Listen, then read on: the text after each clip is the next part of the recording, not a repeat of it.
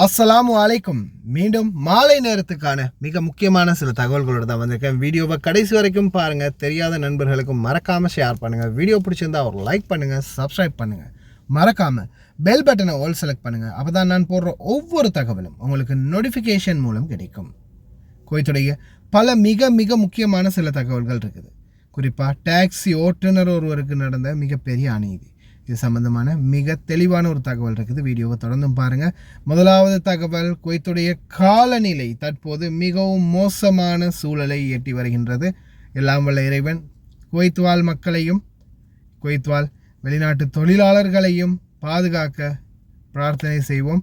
ஏன்னா இன்றைய நிலை சாதாரணமாக புதன்கிழமையும் வியாழக்கிழமையும் தான் வானிலை மிகவும் ஆபத்தான சூழலில் இருக்குது அப்படின்னு தெரிவிச்சிருந்தாங்க. ஆனால் இப்போதைய சூழலில் இன்றைய காலநிலை மிகவும் மோசமான சூழலாக இருக்குது. நேற்று இரவு தூசியுடன் கூடிய மழை காணப்பட்டது. ஆனால் இன்றைக்கி பார்த்திங்கன்னா தூசி கொஞ்சம் கம்மியாக இருக்குது. வானிலை குவைத்துறை அனைத்து பகுதிகளையும் கருமேகம் சூழ்ந்து போய் இருக்குது. இந்த சூழல் எந்த அளவான ஆபத்தை விளைவிக்கும் அப்படின்றது சொல்ல தெரியலை. இன்றைய தினம் ஒரு 3 மணி அளவில் பார்த்திங்கன்னா ரிக்கா பகுதிகளில் சாதாரணமான ஒரு மலை தூறலோடு ஆரம்பிச்சிச்சு. இன்னும் அதிகமான பாலைவன பகுதிகள் மற்றும் திறந்த வெளிகள் இடி மின்னலுடன் கூடிய மழை இருக்கும் அப்படின்னு தெரிவிக்கிறாங்க. முடிஞ்ச வரைக்கும் கவனமாயிருங்க. ஏற்கனவே 5 அரபு நாடுகள் இந்த இயற்கை அனர்த்தத்தை சந்திச்சிருச்சு. குவைத் மட்டும்தான் பேலன்ஸ் இருக்குது. எல்லாம் வல்ல இறைவன் தான் பாதுகாக்கணும். இறைவனுடைய அனர்த்தத்தை யாராலையும் எதிர்க்கவும் முடியாது, தடுக்கவும் முடியாது. ஏதோ நம்மளால் முடிஞ்சது பிரார்த்தனை பண்ணலாம், அது மட்டும்தான் முடியும். அதே மாதிரி வாகன ஓட்டுநர்கள், வீதிகளில் நடமாடக்கூடியவங்க அனைவருமே தயவு செய்து ரொம்ப கவனமாக இருங்க. ஏன்னா இந்த மழை காலம் பார்த்திங்கன்னா மிகவும் ஆபத்தான சூழல். குறிப்பாக வீதிகளில் உள்ள பள்ளங்கள், இந்த மழை தண்ணீர் தேங்கும் போது பல பள்ளங்கள் பார்த்திங்கன்னா இன்னும் பெருசாகும். அதால் வாகனங்கள் தடம் பெறக்கூடிய வாய்ப்பு இருக்குது. அதே மாதிரி டயர்கள் வெடித்து வாகனம் கட்டுப்பாட்டை இழந்து எங்கேயாவது வாகனம் மோதுறதுக்கான வாய்ப்பு இருக்குது. அதே மாதிரி அடிமட்ட நிலை தெரிவு இல்லாமல் போகிறது, பனிமூட்டம் மாதிரி. அப்படி இல்லைன்னா சாதாரணமாக தூசியுடன் கூடிய அந்த காற்று வரும்போது இந்த மாதிரி சூழலில் தான் மிகவும் ஆபத்தான சூழலாக இருக்கும். நிறைய பேருக்கு வெளியில் நடமாடுறவங்களாக இருந்தாலும் சரி, வண்டி ஓடுறவங்களாக இருந்தாலும் சரி, எல்லாருக்குமே ஆபத்தான சூழல். அதால் தயவு செய்து இந்த நாட்களில் ரொம்ப கவனமாக இருங்க. குவைத் வாழ் அனைத்து தொழிலாளர்களும் அதே போல் உள்துறை அமைச்சகத்தின் முக்கியமான அவேர்னஸ் இருக்குது. முன்னாடி வரக்கூடிய வீடியோவை ஃபுல்லாகவே பாருங்கள். வாகன ஓட்டுநர்களே இது உங்களுடைய முக்கிய கவனத்திற்கு. أثناء هطول الأمطار هناك إجراءات للأمن والسلامة واجب اتباعها. التأكد من صيانة المركبة ومتانة الإطارات وصلاحية المساحات الأمامية والخلفية. الالتزام بربط حزام الأمان أثناء القيادة وعدم الانشغال بغير الطريق. احرص على عدم تشغيل إشارة التحذير أثناء القيادة واستخدمها فقط في حال توقف المركبة أو تعطلها تماما. على قائد المركبة الالتزام بتخفيف سرعة المركبة والابتعاد عن التجمعات المائية. أثناء هطول الأمطار اترك مسافة أمان كافية، وذلك لتجنب الحوادث المرورية. مع انخفاض الرؤية استخدم الإنارة الرباعية، وذلك لضمان وضوح المركبة. تذكر دائما أن كتف الطريق الأيمن مخصص لمركبات الطوارئ فقط. في الحالات الطارئة لا تتردد بالاتصال على هاتف الطوارئ 112. وزارة الداخلية تتمنى لكم قيادة آمنة في هذه الأجواء الممتعة. தவறே செய்யாமல் பிடிபடும் சில அப்பார்ட்மெண்ட்கள் இப்போ ரீசெண்டாக ஒரு சகோதரி கைது பண்ணியிருக்கிறாங்க. ஆனால் அவங்க விபச்சாரம் என்ற ரீதியில் அவங்க எந்த ஒரு தொடர்புமே இல்லாமல் ஒரு அப்பார்ட்மெண்ட்டில் தங்கியிருந்தவங்க. ஆனால் அந்த இடத்துல செக்இன் வரும்போது ஒரு அறையில் விபச்சாரம் நடக்கிறது தெரிய வந்திருக்குது. அந்த அறையில் இருந்து கிட்டத்தட்ட 10 அறைகளை சோதனை பண்ணியிருக்கிறாங்க. அந்த டைமில் தனியாக இருந்த பல பெண்கள் கைது செய்யப்பட்டிருக்கிறாங்க. நிறைய பேர் அக்காமா இல்லை, நிறைய பேர் வெளியில் காதிமில் அக்காமா அடித்து வேலை செஞ்சவங்க, நிறைய பேரை கைது பண்ணியிருக்கிறாங்க. ஆனால் இதில் பார்த்திங்கன்னா ஒரே ஒரு அறையில் மட்டும்தான் விபச்சாரம் என்பது நடந்திருக்குது. ஆனால் மொத்தமாக அந்த வீட்டில் இருந்து அந்த ரூமில் இருந்து கிட்டத்தட்ட 10 ரூமை சோதனை பண்ணி அந்த லைனில் எல்லாரையுமே கைது பண்ணியிருக்கிறாங்க. தயவு செய்து ரொம்ப கவனமாக இருங்க. குறிப்பாக நீங்கள் அறைகள் எடுக்கும்போது, சாதாரணமாக ஒரு ரூம் எடுக்கும்போது அந்த அப்பார்ட்மெண்ட் அந்த பில்டிங்கில் இருக்கிற நிலைமை, பக்கத்தில் இருக்கிறவங்களுடைய நிலைமை அதை கொஞ்சம் விசாரித்து பார்த்து அந்த இடத்துல நல்ல நிலைமை இருக்குதா அப்படின்றத செக் பண்ணிவிட்டு எடுங்க. ஏன்னா ஒருவேளை நீங்கள் இருக்கக்கூடிய அந்த அப்பார்ட்மெண்ட்டில் போதைப்பொருள் வியாபாரமோ அல்லது மதுபான வியாபாரமோ சூது விளையாடுறதோ அல்லது இந்த மாதிரி விபச்சாரம் சம்மந்தப்பட்ட விடயங்கள் இருந்துச்சுன்னா அந்த அறையில் இருக்கிற அவங்கள மட்டும் இல்லை கைது பண்ண போகிறது. ஏன்னா இது வந்து நல்ல ஒரு பாடம். அந்த சகோதரி சொல்லும் போதே சொன்னாங்க, கிட்டத்தட்ட அந்த ரூமில் இருந்து 10 ரூம் சரௌண்டிங்கை ஃபுல்லாகவே செக் பண்ணி அங்கேருந்து எல்லாரையும் பிடிச்சாங்க அப்படின்னு. தயவு செய்து ரொம்ப கவனமாக இருங்க. ஜஹரா மற்றும் ஃபர்வானியா கவர்னரேட் பகுதிகளில் தொடர் சோதனைகள். தொடர்ந்தும் வணிக மற்றும் வர்த்தக அமைச்சகத்தின் சோதனைகள் பல கடைகளுக்கு எதிராக வழக்கு தாக்கல் பண்ணப்பட்டிருக்கின்றது. குறிப்பாக நிறைய பொருட்கள் வந்து விலை அதிகமாக, நிர்ணயிக்கப்பட்ட விலையை விட அதிகமாக விற்கிறது. அதே போல் ஒரிஜினல் அசல் போன்ற நகல் பொருட்கள், ஒரிஜினல் மாதிரி பிராண்டட் ஐட்டம் மாதிரி டூப்ளிகேட்டை கொண்டு வந்து விற்கிறது. இந்த மாதிரி அனைத்து விடயங்களுக்கு எதிரான கடுமையான சட்ட நடவடிக்கைகள் இந்த நாட்களில் நடத்தப்படுது. அதே மாதிரி ஆடை கடைகளாக இருக்கலாம், உணவகங்களாக இருக்கலாம், காய்கறி சூப்பர் மார்க்கெட்டுகளாக இருக்கலாம், அனைத்து பகுதிகளிலையுமே சோதனை. ஆனால் இதுக்கு முக்கியமான காரணம் என்னென்னா, ஒரு சில குவைத்தி குடிமக்கள் வழங்கக்கூடிய தகவல் தான், சிலர் பண்ணக்கூடிய கம்ப்ளைண்ட் தான். இந்த மாதிரி சோதனை ஒன்று நடக்கிறதுக்கு மெயினான காரணமே ரீசெண்டாக ஒரு நபர் போட்ட வீடியோ. சில வியாபார தலங்கள் சூப்பர் மார்க்கெட்டுகளில் விலைகளில் அதிகமான அநியாயம் நடக்குது அப்படின்னு ரீசெண்டாக ஒரு குவைத்தி குடிமகன் வீடியோ ஒன்று போட்டிருந்தார். அதுக்கு பிறகு தான் இந்த சோதனை தீவிரமாக இருக்குது. هذا طماط كويتي 6 حبات فوق و6 حبات تحت، يعني 12 حبة. سعر العبوة 750. وهذا اللي احنا نسميه 6 كيلو، طبعا كويتي، وزن 3 كيلو ونص، لكن احنا نسميه العبوة 6 كيلو بدينار و375. هذا لما نقول التاجر شلون يلعب في المنتج الوطني، ياخذه من المزارع ب100 فلس 150 فلس، وقاعد يستثمر من حق المزارع. فلما نطالب في ركن المزارع هذا من حقنا، ولا يرضينا ان نشوف خضرتنا قدام عيننا تنباع وتأخذ الفجوة هذه اللي من 100 فلس لغاية دينار و375 بأي حق. هذا من اللي يرضاه؟ في أحد يرضى بهالشيء هذا؟ يلا أبي أحد يرد علي يبرر، طبعا يرد علي من المسائل يبرر السالفة هذه. عبوة كيلوين ب 750 وحنا نبيع للتاجر على 100 فلس وعلى 150 فلس. வியாபாரிகள் தயவு செய்து கவனமாக இருங்க. அதே மாதிரி கடைகளில் வேலை பார்க்கக்கூடியவங்களும் ரொம்ப கவனமாக இருங்க. அடுத்ததாக ஒரு இந்திய டாக்ஸி ஓட்டுநர் ஒருவருக்கு ஒரு இலங்கை பணிப்பெண் மற்றும் இன்னொரு இலங்கை நபர், இவங்க 2 பேராலையும் ஏற்பட்ட மிகப்பெரிய அசௌகரியம். பணம் கைமாறியதால் கடைசியில் வீடியோ ஆதாரத்தை வச்சு மிரட்டிய குவைத்தி, செய்வதறியாது சிக்கி தவிக்கும் இந்திய ஓட்டுநர். என்ன நடந்துச்சு அது அவருடைய வாயால் சொல்லுவார். ஏன்னா நான் இதை வந்து அவேர்னஸாக சொல்கிறதுக்கு முன்னாடி பாதிக்கப்பட்ட ஒரு நபர் தனக்கு நடந்த நிலைமையை அவரே விலக்கி சொல்லும்போது நிறைய பேருக்கு புரியும். டாக்ஸி ஓட்டுநர்களே அதே மாதிரி ஒருத்தர் பணம் கொடுத்தா அதை எடுத்துகிட்டு போய் இன்னொருத்தர்கிட்ட பணம் கொடுக்கறதுக்கோ, ஏதாவது ஒரு பொருளோ பணமோ ஏதாவதோ நீங்கள் ஒருத்தர்கிட்ட இன்னொருத்தர்கிட்ட கொடுக்க போகிறீங்க, நீங்கள் நடுநிலைமையில் இருக்கிறீங்கன்னா நீங்கள் நிச்சயமாக செய்ய வேண்டிய சில விடயங்கள். முதல்ல இந்த வாய்ஸை ஃபுல்லாக கேளுங்க. அஸ்ஸலாமு அலைக்கும். இது குவைத்தில் உள்ள நண்பர்கள்லாம் இந்த உண்மையாக நடந்த ஸ்டோரி, எனக்கு நடந்த ஸ்டோரி, இப்போ நடந்தது 1 வாரம் கூட ஆகல. அது கொஞ்சம் கேட்டிங்கன்னா உங்களுக்கு கொஞ்சம் குவைத்தில் இருக்கிற இந்த டாக்ஸி ஓட்டுற டிரைவருக்கெல்லாம் கொஞ்சம் அவேர்னஸாக இருக்கும். இந்த வாய்ஸு கொஞ்சம் லாங்காக இருக்கும். எனக்கு நடந்த உண்மையான ஸ்டோரியை சொல்கிறேன், கேட்டுங்க. சர்ஃபான் பிரதர்கிட்ட பேசினேன். நான் சொல்கிறத விட நீங்கள் வாய்ஸ் போட்டிங்கன்னா கரெக்டாக இருக்கும் அப்படின்னு சொன்னாப்புல. எனக்கு என்னன்னா, நான் டாக்ஸி குவைத்தில் வந்து நான் ஒரு 15-20 வருஷமாக டாக்ஸி ஓட்டுறேன். நான் வந்து எனக்கு ஒரு அயர் வந்து ஒரு ஸ்ரீலங்கா அப்படி தான் அயர் ஒன்று கொடுத்தாப்புல. அந்த அயர் நீங்கள் போனீங்கன்னா அங்கே பாஸ்போர்ட்டு கொடுப்பாங்க, மங்காப் போங்க, லொக்கேஷன்லாம் அனுப்பிச்சுட்டாப்புல. அவர் பேசி வாய்ஸ் ரெக்கார்டிங் எல்லாமே என்கிட்ட இருக்குது, ஆதாரம் இருக்குது. போன சனிக்கிழமை ஒரு அயர் ஒன்று இருக்குது போங்க அப்படின்னு சொன்னாப்புல. சரி போய் மங்கா லொக்கேஷன்லாம் அனுப்பிச்சுட்டாலும் அங்கே போய் வெயிட் பண்ணா ஃபர்ஸ்ட் சொன்னதா ஒரு பாஸ்போர்ட் தான் கொடுப்பாங்க அப்படின்னு. அங்கே போனோன்னே 9,000 கடி காசு கொண்டு வந்தது அந்த ஹவுஸ்மேட் வந்து கொடுத்தது.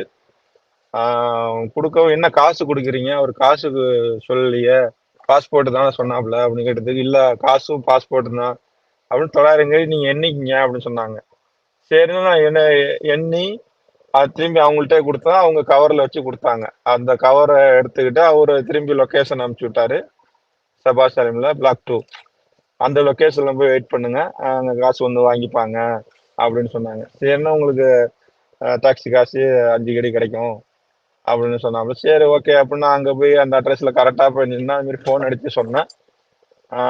அந்த அந்த அதே மாதிரி ஒரு ஹவுஸ்மேட் வந்தது.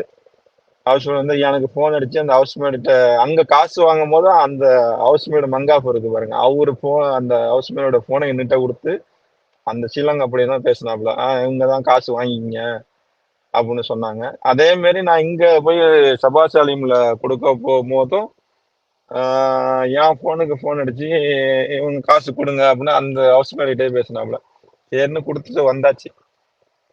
முடிஞ்சது. மறுநாள் அதே மாதிரி கால் பண்ணாப்புல அதே அட்ரஸுக்கு போங்க மங்காப்புக்கு, அங்க போய் நீங்க அதே மாதிரி அவரு காசுன்னு சொல்லல, போங்க அங்க ஒரு 5,000 கிடைக்கும் உங்களுக்கு அப்படின்னா, அங்க சரி அதே மாதிரி போனேன். அங்க வெயிட் பண்ண திரும்பி அதே மாதிரி காசு கொடுத்தாங்க. ஏன்னா அங்க திரும்பி காசு கொடுக்குறாங்கன்னு கேட்டேன். இல்ல மச்சான் நீங்க வந்து காசு ஒண்ணும் இல்லை எங்கேயும் கொடுக்கல, எனக்கு முசேனில ஸ்ரீலங்கா நான் ஒரு நம்பர் தரேன், அதுக்கு நீங்க ஹோல்ட் ட்ரான்ஸ்ஃபர் பண்ணுங்க அப்படின்னு சொன்னாங்க.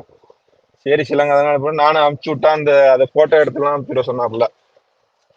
அந்த சீட் அனுப்புற சீட் அந்த போட்டோ எடுத்துலாம் அனுப்பிச்சுட்டு அந்த இது அதோட முடிஞ்சிட்டு ஒரு 2 நாளைக்கு முன்னாடி எனக்கு ஆபீஸ்ல இருந்து வந்து போன் அடிக்கிறேன், டாக்ஸி ஆபீஸ்ல இருந்து. இதே மாதிரி ஒரு கொய்த்தி வந்து உன்னை வந்து வர சொல்றான் அப்படின்னு சொன்னான். எதுக்குடா எனக்கு யாரும் அட்ரஸ் சொல்லி இதே மாதிரி வர சொல்றான், எதுக்கு என்னன்னு தெரியல. ஏதோ ஒய்ஃப் வந்து அவன் வண்டியில போனு தான் ஏதோ பேக்க மறந்துட்டுன்னு சொல்றான், வரலைன்னா நான் போலீஸ் ஸ்டேஷனுக்கு போறேன் அப்படி இப்படின்னு சொல்றான் அப்படின்னு சொல்லவும் தெரியலையே அப்படின்னு தெரியல, நான் அந்த கஸ்டமரை எடுக்கலைன்னா சரி என்னதான்னு போய் பார்க்குன்ட்டு போனேன். போனோடனே வாசல்ல நிறுத்தணும் இது மாதிரி வந்துட்டேன் அப்படியே மந்தவுக்கு போனே சொன்னானுங்க. உடனே வந்து 2 பேர் வந்தாங்க போய்த்தீங்க. வந்ததுக்கு வண்டி சாவியெல்லாம் பிடுங்கி ஃபோன்லாம் பிடுங்கிட்டு வா திவானிக்கு அப்படின்னு அழைச்சிட்டு போய் நான் காசு வாங்கினேன் பாருங்க அவன் மங்காஃப்ல 9,000 கேடி. அந்த 9,000 கேடி கொடுக்க போகும்போது அவன் வீடியோ எடுத்திருக்கான். அந்த வீடியோ எடுத்தது எனக்கு தெரியல, நான் காசு எண்ணி தானே வாங்கினேன். அதை வந்து வீடியோ எடுத்துட்டா அவ. வீடியோ எடுத்து இந்த கொய்த்திக்கு அனுப்பிச்சு விட்டுப்பா நினைக்கிறேன், நீ தானே இந்த காசு வாங்கின அப்படின்னா, ஆமா நான் தான் காசு வாங்கினேன், வாங்கி ஒரு அட்ரஸ்ல போய் கொடுக்க சொன்னாங்க, கொடுத்துட்டேன் அப்படின்னு சொன்னேன். இது வந்து நைட்டு 10 மணிக்கு போறான் வீட்டுக்கு. கொடுத்தாச்சு, நீ என்ன நம்பர் இருக்கு அந்த ஸ்ரீலங்கா அப்படின்ற நம்பர் இருக்கு, அவன்கிட்ட எதா இருந்தாலும் பேசிக்கி, என்கிட்ட காசு கிடையாது கொண்டு போய் கொடுத்தாச்சு அப்படின்னு சொன்னா, இல்ல இந்த வீடியோ ஆதாரம் இருக்கு, நீ தான் கொடுத்தா அவனுக்கு காசு, இல்லைன்னா வா மக்பருக்கு இப்பயே கொண்டு அவனை போலீஸ் ஸ்டேஷன்ல விட்டு உன்னை ஃபிங்கர் எடுத்து நாட்டுக்கு அனுப்புறான். எடுக்கல எவ்வளவு சொல்லி பாக்குறான், விட மாட்டானுங்க. திவான்ல இருந்து 2 மணி வரைக்கும் உட்காந்து அப்புறம் இப்ப எவ்வளவுதான் இருக்கு 200 தினாறு எடுத்துட்டு வந்து நைட்டு கொடுத்துட்டு நீ போ அப்படிங்கிறான். பேசி பேசி பேசி 2 மணி வரைக்கும் போகுது. திரும்பி உன் பரிசுல எவ்வளவுதான் இருக்கு அப்படின்னா, என் பரிசுல டாக்ஸி ஒன்னா காசு 30 தினாறு இருக்குதுதான் இருக்குது, அந்த காசு 30 தினாறு கொடுன்னு 30 தினாறு வாங்கிட்டு நீ இன்னைக்கு நைட்டுக்குள்ள நீ வந்து 200 தினாறு கொண்டு வரணும், இல்ல நான் போலீஸ் ஸ்டேஷன்ல போய் உனக்கு கேஸ் கொடுத்துருவேன் அப்படிங்கிறான். அடுத்த 1 வாரம் சென்று 1000 தினார் கொடுக்கணும், மொத்தம் 1170 கடி கொடுக்கணும்னு சொல்றானுங்க. நாங்களும் அப்புறம் மறுநாள் சொல்லி முடிச்சுட்டு வந்தாச்சு. மறுநாள் நாங்க சரி நம்ம போய் போலீஸ் ஸ்டேஷன்ல பேசணும், பிந்தாஸுக்கு போனா அபுகலிஃபா போங்க, அபுகலிஃபா போனா முபாரக் கபீர்ல தான் நடந்தது பிரச்சனை, அங்க போங்க. அங்க போனா நாங்க சொல்றதான் கேட்டு சரி வந்துட்டு எப்படி 30 தினார் வாங்கினா அதெல்லாம் தப்பு அப்படி இப்படின்னு நமக்கு ஃபேவரா பேசினான் போலீஸ்காரன். அப்புறம் அந்த கொய்த்திக்கு நம்பர் தெரியுமா, அந்த நம்பர் என்கிட்ட கொடுத்துருந்தான். அவனுக்கு போலீஸ் கொடுத்து அந்த நம்பர் வருதுன்னா ஃபோன் எடுத்தானுங்க. அதுக்கப்புறம் வந்தானுங்க. வந்து அவனுங்க போய் தனியா போய் இதே மாதிரி நடந்தது அந்த வீடியோ எல்லாம் காமிச்சான். காசு வாங்கிற அந்த கத்தாம அமைச்சிருக்குல அதெல்லாம் காமிச்சோன்னே அப்புறம் தனியா அழைச்சிட்டு போய் போலீஸ்காரன் பேசுறான், நீ தான் காசு கொடுக்கணும். அப்படியே மாறிட்டானுங்க கொய்த்தி வந்து பேசணும்னா, நீ தான் காசு கொடுக்கணும், இதுக்கு வந்து நீ உன்னோட ஆதாரம் இருக்கு, நீ காசு இப்ப நீ 1000 தினார் கொடுத்தாதான் இந்த போலீஸ் ஸ்டேஷன் விட்டு வெளில போகணும். போலீஸ்காரனே பேசுறான் என்கிட்ட, இல்ல நான் வாங்கலடா, அவனோட கொடுத்த அட்ரஸ் இருக்கு, பில்டிங் இருக்கு, எல்லாம் அங்க போய் பாருங்க அதெல்லாம் எனக்கு தெரியாது. நீ வாங்கின ஆதாரம் நீ வந்து அந்த நீ அந்த 1000 தினாரை கொடுத்துதான் ஆகணும். இப்ப கொடுத்தாதான் போலீஸ் எதுன்னு வெளில போலான்னு சொல்லிட்டானுங்க. நீ அப்ப அதுக்கப்புறம் நீ அந்த கொய்த்திட்ட பேசிக்கின்ற. அதுக்கப்புறம் அந்த கொய்த்தி சொல்றான், நீ வந்து இன்னைக்கு 12 மணிக்குள்ள 200 தினார் கொண்டு வரணும். கொண்டு வந்து கொடுத்துட்டு திரும்பி ஒரு வாரம் சென்று 1000 தினார் கொண்டு வந்து கொடுக்கணும். இல்ல உன் மேல கேஸ் போட்டுருவோம். அதனால நீ வந்து கொடுக்கலனா கேஸ் போட்டுருவான்னு சொல்லி இந்த இதாகி அவன் போலீஸுக்காரனே அப்படியே மாறிட்டானுங்க. இப்ப இந்த பிரச்சனை இப்ப ஓடிட்டு இருக்கு. மறுபடியும் என்கிட்ட இப்ப காசு இல்ல, சம்பளம் தான் தருவான் அப்படின்னு பேசி அதோட இது நிக்குது. காசு கொடுத்துதான் அவனும் புரியாதான் நிக்கிறான். போலீஸ் ஸ்டேஷன்லயும் அப்படிதான் சொல்றானுங்க. இது என்ன பண்ணலான்னு 2 நாளா தூக்கம் கிடையாது, ஒண்ணு ரொம்பதா இருக்கும். அதனால இது ஒரு அவேர்னஸ் கிடைக்கிறதுக்காக நான் சொல்றேன். இன்னுமா டாக்ஸி டிரைவருங்க யாரு எங்க போனாலும் ஒரு ஜாமான் வாங்குறீங்களா, எது வாங்கினாலும் கொடுக்குற ஆளோட வீடியோ எடுத்துக்கங்க. வீடியோ எடுத்துக்கிட்டு அதே மாதிரி நீங்க டெலிவரி கொடுக்குறீங்க பாருங்க, அங்க யாரு வந்து வாங்குறாங்களோ அதை ஒரு வீடியோ ஆதாரமா எடுத்துங்க. கடைசியில் எவ்வளவு பெரிய ஒரு பிரச்சனையில் மாட்டியிருக்கிறார் பார்த்தீங்களா? தயவு செய்து ரொம்ப கவனமாக இருங்க. முதலாவது, இந்த நாட்டுடைய சட்டப்படி டாக்ஸி ஓட்டுநர்கள் யாருமே பணம் கொடுக்கல் வாங்கல் பண்ணக்கூடாது. குறிப்பாக பணங்களை வந்து இப்போ ஒருத்தர்லேருந்து பணம் எடுத்துகிட்டு போய் இன்னொருத்தருக்கு கொடுக்கறது, இந்த வேலை பார்க்க முடியாது. அதே மாதிரி பொருட்கள், இப்போ ஒரு நபரை உங்களுக்கு டாக்ஸியில் வந்து ஒரு நபரை ஏற்றிட்டு போய் இன்னொரு இடத்துல இறக்கி விடலாம். பொருட்கள் கை மாற்றக்கூடாது. சாதாரணமாக அது ஒரு டெலிவரிக்கு சமம். டெலிவரி நீங்கள் பண்ண முடியாது. பொருட்களை டெலிவரி பண்ணுறது வந்து உங்களுக்கு தடை செய்யப்பட்டிருக்குது. இப்போ உணவோ வேறு எதாக இருந்தாலும் சரி, எதையுமே நீங்கள் டெலிவரி பண்ணக்கூடாது. அதை முக்கியமாக ஞாபகத்தில் வச்சுக்கோங்க. ஒரு வேளை உங்களுக்கு கொஞ்சம் விசுவாசமானவங்க தெரிஞ்சவங்களாக இருந்தாலும் பணம் கொடுக்கல் வாங்கலாக இருந்துச்சுன்னா, இந்த மாதிரி நீங்கள் இந்த சந்தர்ப்பத்தில் இந்த சகோதரர் சொன்ன மாதிரி பணம் கொடுக்க போகிறீங்க வாங்க போகிறீங்க அப்படின்னா, தயவு செய்து பணம் அவங்க கொடுக்கும்போதும் அதையும் எண்ணி அதையும் வீடியோ எடுத்துகிட்டு அதுக்கப்புறமா நீங்கள் கொண்டு போய் யார்கிட்ட கொடுக்க போகிறீங்களோ அவங்கள்ட்டையும் கொடுத்து அவங்களையும் எண்ண வச்சு அதோட சேர்த்து வீடியோவை எடுத்துக்கோங்க. ஏன்னா அதுதான் மிகப்பெரிய எவிடன்ஸ். இப்போ இந்த சகோதரருக்கு இந்த இவருடைய பிரச்சனைக்குரிய சொல்யூஷன் என்ன, இவருக்கு என்ன மாதிரி இவர் தப்பிக்கலாம் அப்படின்றத பற்றி நான் சஜஷன் பண்ணியிருக்கிறேன். அடுத்ததாக இவருக்கு எந்த ஒரு பிரச்சனையும் வராது. ஏன்னா அவர் கொடுத்த ஆதாரம் வந்து அந்த அப்பார்ட்மெண்ட்டில் கொடுக்கும்போது அங்கேயும் வீடியோவில் பதிவாகி இருக்குது. இங்கே இவங்கள்ட்ட எடுக்கும்போது காசு எடுத்ததுக்குரிய அந்த வீடியோ இவங்கள்ட்ட இருக்குது. அங்கே காசு கொடுத்ததுக்கு ஆதாரம் இருக்குது, யார்கிட்ட கொடுத்தாரு எல்லாமே டீட்டெயில்ஸ் இருக்குது. அதே மாதிரி தான் இந்த சகோதரர் பணம் அனுப்பியிருக்காரு, 2வது தரமாக பணம் அனுப்பியிருக்கிறாரு. அந்த பணம் அனுப்பின ரிசிப்டும் இருக்குது. ஆனால் இவர் மேலே ஒரு குற்றம் என்னென்னா, இந்த பணம் ஏன் வாங்கினீங்க, பணம் வாங்குறது சட்டப்படி குற்றம் தானே, அது மட்டும்தான் குற்றமாக இருக்குது தவிர இவருக்கு அந்த பணம் திருப்பி கொடுக்க வேண்டிய அவசியம் இல்லை. அடுத்தது லீகல் ப்ராசஸாக போனால் அந்த கஃபில் எதுக்காக இந்த உங்கள் ஹவுஸ்மேட் வந்து பணம் கொடுத்துச்சு, என்ன காரணம், பாஸ்போர்ட் எதுக்கு கொடுத்துச்சு, இப்படின்னு பல கேள்விகள் வந்துச்சுன்னா கடைசியில் கஃபில் தான் உள்ளே போவார். அடுத்தது இந்த நாட்டை பொறுத்த வரையில் உங்களுக்கு தெரியும், என்னதான் நம்ம முயற்சி பண்ணினாலும் நம்மளுக்கு ஆதரவாக ஏற்கனவே நம்மளோட அதிகாரிகளே இல்லை, நம்மளுக்காக நியமிக்கப்பட்டவங்களே இல்லை. அதே மாதிரி இந்த நாட்டில் நம்ம ஒரு கேஸை வாதாடணும்னா குறைஞ்சது ஒரு 500,000 தினாராவது கையில் இருக்கணும். இந்த மாதிரி சூழல் இருக்குது. நியாயம் கிடைக்கும், தாமதமாகும். அதே மாதிரி முயற்சி செய்யணும். முடிஞ்ச வரைக்கும் முயற்சி செஞ்சால் தான் நியாயம் கிடைக்கும். ஆனால் அதை அந்த அளவுக்கு போராடுறதுக்கு நிறைய பேருக்கு சக்தி இல்லை, நிறைய பேர் முயற்சி பண்ணுறதே இல்லை. அதனால் தயவு செய்து டாக்ஸி ஓட்டுநர்களே ரொம்ப கவனம். அதே மாதிரி பணிப்பெண்களை வீட்டை விட்டு பாய வைக்கிறது அது ஒன்று. அடுத்தது அக்காமா இல்லாதவங்களை வண்டியில் ஏற்றிட்டு போகும்போது நீங்கள் முன்னாடி சாதாரணமாக இப்போ ஒரு பெண் வந்து உங்களோட வாராங்க, அது உங்கள் ஒய்ஃபாக இருக்கலாம் அல்லது உங்களுடைய கேர்ள் ஃப்ரெண்டாக இருக்கலாம், தெரிஞ்ச பெண்ணாக இருக்கலாம். எப்போதுமே ஒரு காலமும் பெண்களை முன்னாடி ஏற்றாதீங்க, தனிமையில் வரக்கூடிய பெண்களை முன்னாடி ஏற்றாதீங்க. நீங்கள் முன்னாடி ஏற்றிட்டு போகும்போது செக்இனில் பிடிபட்டிங்கன்னா அவங்க முன்னாடி இருக்கும்போதே நீங்கள் தான் அவங்களுடைய பொறுப்புதாரி அப்படின்றத அவங்க புரிஞ்சு கொள்வாங்க.